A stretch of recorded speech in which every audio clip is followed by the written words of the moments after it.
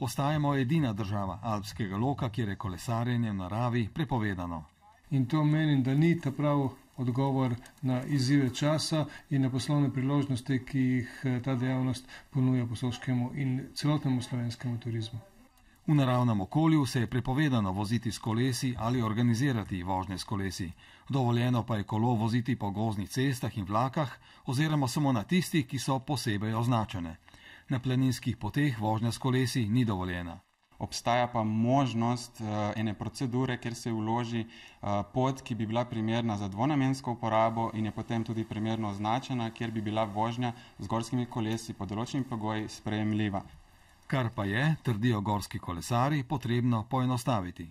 Brez potja, to je v bistvu zanimivo, ker ne vem, od kje je mišljenje, da se kolesari vozimo izven poti, ker enostavno ni zabavno, dajmo reči. No, nevozno je v večini primerov. Mi se zmeram poslužujemo poti, takih ali drugačnih.